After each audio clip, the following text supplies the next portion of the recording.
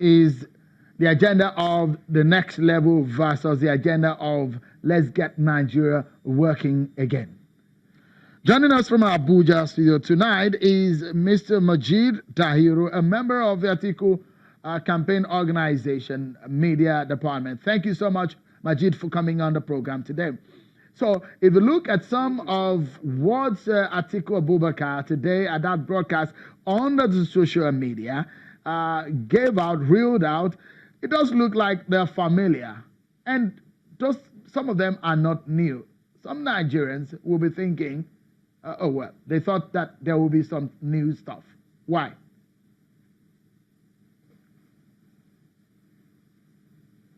Thank you very much.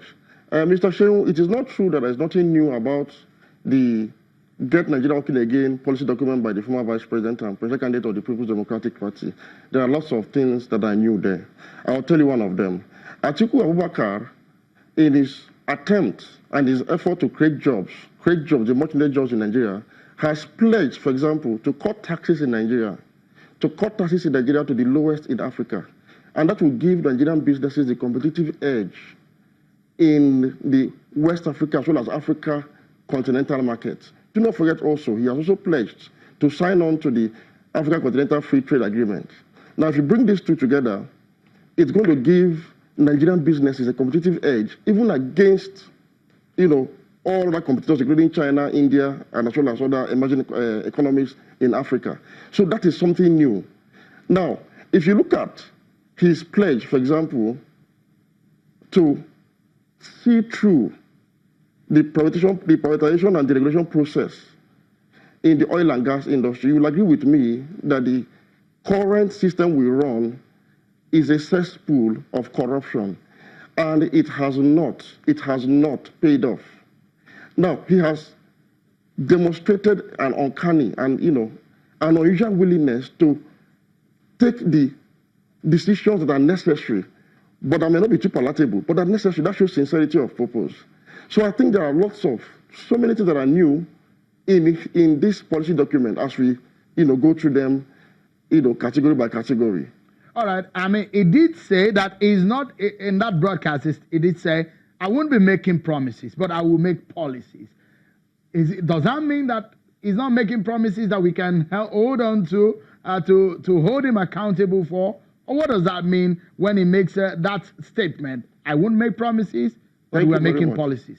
There is a word of a difference between promises and policies.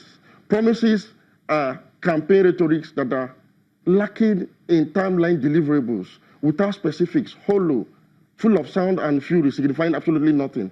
But the policy document is one which spells out a defined economic goal, the timeline deliverables, methodology, and how exactly to achieve those aims. So that is what is called a policy. And a candidate who actually talks in terms of policies can be held accountable for the policy promises he has made prior to the election. But when it's just about promises, there's nothing to hold on to, because when somebody tells you I'm going to create 100 million jobs, for example, he has not told you how, when, and other, specific details in terms of timeline deliverables. So that is what stands out the Atiku policy initiative from just a mere campaign promise. And if you look at his, it did say under the highlights of in the policy document on his website where he directed people to go, it did say the key messages that he's preaching or bringing forward: 1, underperformance by the state; 2, structural fault lines; and 3, unity under threat. So if you look at the first one, it did say underperformance by the state, which brings forward the issue and the promise, the commitment to restructuring Nigeria. The big question is, how will he do that, considering a major issue of legality and the constitutionality surrounding restructuring this country? Is this just another promise, campaign promise? Thank you very much. The issue of restructuring is one that has to be considered in 3 perspectives. 1, you have what is called an organic form of restructuring, which has to do with attitudinal restructuring. It has to do with ethics. It has to do with doing the right things at the right time. It has to do with leadership by example. That is one aspect that Atiku is going to lead in the restructuring process. Secondly, you have the administrative method of restructuring. Look, some things do not require legislation per se. Some things do not require even constitutional amendment. It's simply an administrative method that solves certain inherent problems in the polity. And for somebody who has been in government before for 8 years as vice president, and for somebody who has made a success out of his personal life as a businessman, and for somebody who possesses what I call an impeccable nationalist credential, as somebody who's a unifier, he is going to deploy these credentials to lead an ethical rebate where Nigeria will be more united, and there will be some ingenious ways of government doing things much, much better. And on the third perspective of, yes, where there is a need for some constitutional amendment through National Assembly legislation, he is already preparing executive bills that will be sent to the National Assembly to address specific areas which will suit his vision for a restructured Nigeria that works for all. You see, restructuring simply means rearranging the current system to work for all, because it's obviously not working for all. It's working for a few privileged people in government. There are a whole lot of other issues that we would like to discuss. Issues of 3 million jobs annually. It does look like we've heard that before. When I said perhaps some of these things are not new. But let me quickly ask you, why did it take to the social media to launch these his plan today? And if you look at what he tagged his campaign plans, let's get Nigeria working again. It does mean something. Is it that Nigeria is not working, or what? Lead us to break in a few seconds with your comment on that. Thank you very much. Nigeria is not working optimally currently.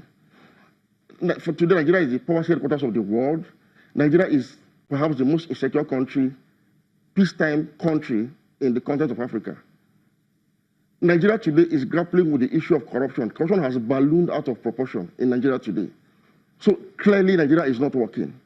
And for using the social media, no, but when he says, sorry, just a moment before you go through that, he said, let's get Nigeria working again.